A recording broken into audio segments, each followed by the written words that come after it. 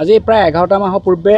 আমাৰ যিবিলাক দাবী আছিলে 10টা বিষয়ৰ ওপৰত 10টা ইছ্যুৰ ওপৰত আমাৰ লগত অসমৰ মাননীয় মুখ্যমন্ত্ৰী ডাঙৰীয়াৰ সৈতে আলোচনা হৈছিল আৰু আলোচনা আমি মিলিত হৈছিলোঁ 27 আগষ্ট তাৰিখ আছিলে 2023 তেওঁ 9টা বিষয়তে ইতিবাচক সঁহাৰি জনালে কিন্তু এটা বিষয় স্পষ্টকৈ নকলে যে আস্কাদা আইনখনৰ সম্পৰ্কত ক্লিয়াৰ নহ'ল বাকী আটাইকেইটা বিষয় 9টা বিষয়কে তেওঁ ক্লিয়াৰকৈ কৈছে এটা এটাকৈ আমি আগুৱাই যাম দুখৰ কথা তেখেতে আজি প্ৰায় 11টা মাহ অতিক্ৰম হ'ল 11টা মাহ হ'ল জুলাই মাহৰ 27 তাৰিখলৈ 11 মাহ সম্পূৰ্ণ হ'ব একো কাম কৰাৰ আমি দেখিবলৈ নাপালোঁ 12 মাৰ্চ তাৰিখেতো মডেল কোৰ্ট অফ কণ্ডাক্ট আৰম্ভ হ'ল আৰু সিদিনাখন 9 জুন তাৰিখে নতুন পাৰ্লামেণ্ট হ'ল নতুন পাৰ্লামেণ্টৰ নতুন মন্ত্ৰীসকলে এমপিসকলে নতুনকৈ সদনে শপত গ্ৰহণ কৰিলে চৰকাৰ গঠন হ'ল এতিয়া আমাৰ স্পষ্ট কথা যিহেতুকে 11 মাহে আমাক কাম কৰা নাই আমি আমাৰ প্ৰতিবাদ আমাৰ আৱাজ উঠাবলৈ আমি বাধ্য হৈছোঁ মাত্ৰ ভাষা বিষয়টো আগতে মাও চুক্তি হৈছিলে 97 বছৰ MOU হৈছিলে তেতিয়া AGP চৰকাৰ আছিলে সেই MOUখন আমি চুক্তি ৰূপায়ণ কৰিব লাগে বুলি কৈছে তিৱা ভাষা চুক্তি ৰূপায়ণ কৰক কিন্তু তিৱা ভাষা চুক্তি ৰূপায়ণ কৰি আজি লাভ নাই তেতিয়া তৃতীয় শ্ৰেণীলৈ পাঠ্যপুথি হ'ল তৃতীয় শ্ৰেণীলৈকে তিৱা ভাষা শিক্ষক নিযুক্তি দিয়াৰ কথা আছিলে চৰকাৰে এতিয়াতো পঞ্চম শ্ৰেণীলৈ প্ৰাথমিক বিদ্যালয় হ'ল গতিকে পঞ্চম শ্ৰেণীলৈকে বিষয়টো হোৱাৰ লগে লগে শিক্ষাৰ নতুন নীতি আহিলে এই বিষয়টো সম্পূৰ্ণ লিটাৰ অৰ্গেনাইজেশ্যনবিলাকে চাব আমি এই বিষয়টো তেখেতলোকক এৰি দিছোঁ আৰু পঞ্চম শ্ৰেণীলৈকে ইতিমধ্যে পাঠ্যপুথি প্ৰণয়ন হৈছে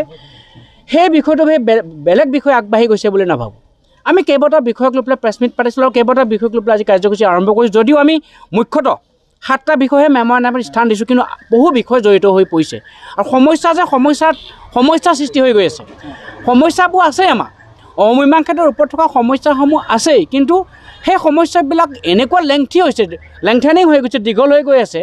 বেছি বাঢ়িছে মানে সমস্যা হ্ৰাস পাব লাগিছিল কিন্তু বৃদ্ধি পাইছে গতিকে আমি বিশেষকৈ তিৱাৰ আমাৰ মিচিংসকলক সাংবিধানিক মৰ্যাদা প্ৰদান কৰিব বুলি অসমৰ মাননীয় মুখ্যমন্ত্ৰীগৰাকীয়ে কৈ আছিল আৰু যোৱা 9 ফেব্ৰুৱাৰী তাৰিখে অসমৰ সন্মানীয় মন্ত্ৰী এগৰাকীয়ে ঘোষণা কৰিছে চৰকাৰী বিবৃতিত যে তিৱাৰ আমাৰ মিচিংসকলৰ বাবে সাংবিধানিক মৰ্যাদা প্ৰস্তাৱ ইতিমধ্যে কেবিনেটৰ সিদ্ধান্তলৈ প্ৰেৰণ কৰা হ'ল প্ৰেৰণ কৰিছিলে নাই আমি আজিও নাজানো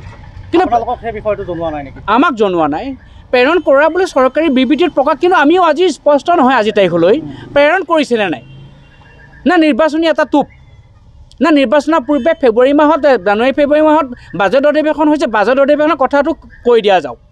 তিৱাৰ বা মিচিংসকলক সাংবিধানিক মৰ্যাদা দিয়া হ'ব কেবিনেটত সিদ্ধান্ত লোৱা হ'ল আৰু প্ৰস্তাৱটো প্ৰেৰণ কৰা হৈছে কেন্দ্ৰলৈ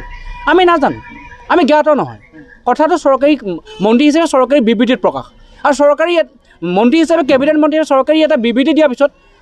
ৰাইজে বিশ্বাস কৰিবলৈ বাধ্য হয় আমি সংগঠন ৰাইজৰ ঊৰ্ধত নহয় ৰাইজৰ লগত ৰাইজ যেনেকৈ ৰাইজৰ সংগঠন হিচাপে ৰাইজৰ মাজত লালিত পালিত সংগঠন হিচাপে ৰাইজৰ কথাই শুনিম ৰাইজে যিটোকে তাৰ দৰ্শন তাৰ লজিক লৈ পেলাই আমি আগবাঢ়ি যাম ৰাইজৰ চিন্তা ভাৱনা ৰাইজৰ সদ্ভাৱনা ৰাইজৰ পৰামৰ্শ মতেহে কাম কৰিম যিহেতুকে আমি সামাজিক আৰু ছাত্ৰ সংগঠন সামাজিক সংগঠন হিচাপে সমাজৰ কথা শুনিব লাগিব সমাজবিদ মানে যিখিনিয়ে দিহা পৰামৰ্শ দিয়ে সেইখিনিকে আমি আগুৱাই লৈ যাম আমাৰ কথাটো স্পষ্ট সঁচাকৈ কেবিনেটত সিদ্ধান্ত লৈ পেলাই পঠিয়ালে নাই সেই প্ৰস্তাৱ কেন্দ্ৰীয় চৰকাৰলৈকে সাংবিধানিক মৰ্যাদাৰ প্ৰস্তাৱ এইটো স্পষ্ট হ'ব লাগিব প্ৰথম দ্বিতীয় কথাটো যিহেতুকে কেন্দ্ৰ ৰাজ্যত দুয়োটাতে বিজেপি আছে শাসকীয় দল হিচাপে কেন্দ্ৰত বিজেপি ৰাজ্যত বিজেপি তাত NDA ইয়াতো কোৱালিশ্যন গভৰ্ণমেণ্ট লৈ পেলাই বিজেপিয়ে শাসন কৰি আছে আমাৰ স্পষ্ট কথা কেন্দ্ৰ চৰকাৰ যিহেতু বিজেপিৰ নেতৃত্বাধীন NDA চৰকাৰ প্ৰধানমন্ত্ৰীজন যিহেতু বিজেপিৰ ঠিক তেনেকৈ অসমৰ মুখ্যমন্ত্ৰীগৰাকী যিহেতু বিজেপিৰ তেখেতলোকে আলোচনা কৰক আৰু কেনেকৈ পাৰে আমাৰ ট্ৰাইপাৰ্টিটক এটা এৰেঞ্জ কৰক ত্ৰিপাক্ষিক বৈঠক অনুষ্ঠিত কৰক কি ধৰণে সাংবিধানিক মৰ্যাদা দিব আৰু কি model the modality of the সাংবিধানিক মৰ্যাদা আমি জানিব লাগিব আৰু সেই কথাটো আমাক আগতীয়াকৈ ক'ব লাগিব বা ইয়াৰ যিখিনি অফিচিয়েল ভিতৰুৱা কাম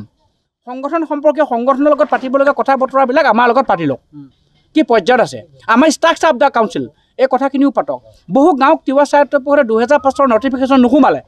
সেইবিলাক অন্তৰ্ভুক্ত কৰাৰ জৰিয়তে সমষ্টিসমূহ পুনৰ নিৰ্ধাৰণ কৰক তিৱা স্বায়ত্ত পৰিষদে 2010 চনৰ প্ৰথমটো ঐতিহাসিক সাধাৰণ নিৰ্বাচন হ'ল ইয়াৰ পৰৱৰ্তী পৰ্যায়ত ভোটাৰ তালিকা বহুত আখুৱাপূৰ্ণ এ নামৰ ঠাই এখন পৰিষদত নাই এ নামৰ ঠাই এখনত ভোট কেন্দ্ৰ আছে বি নামৰ ৰাইজে এ নামৰ ঠাইত গৈ ভোট দিয়ে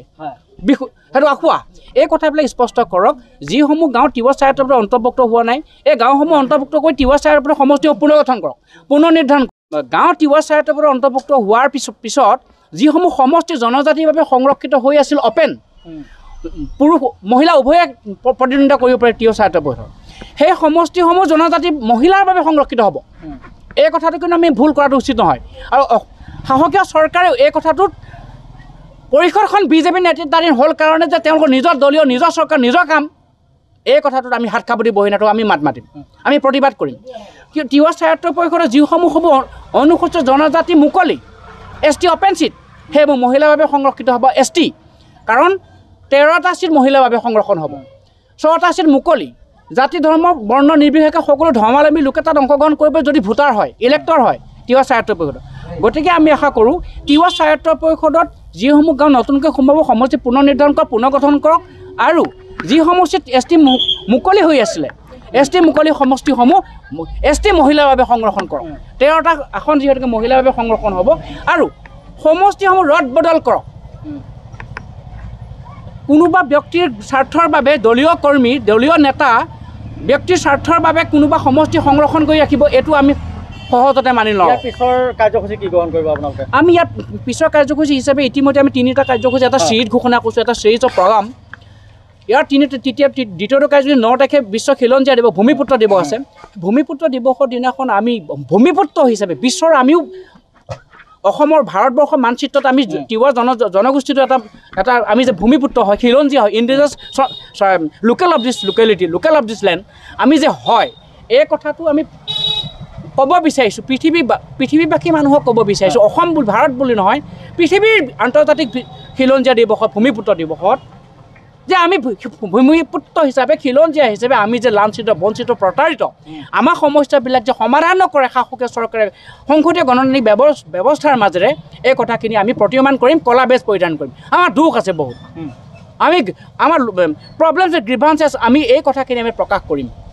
খিলঞ্জীয়া দিৱসত আৰু তৃতীয়টো কাৰ্যসূচী হিচাপে সেই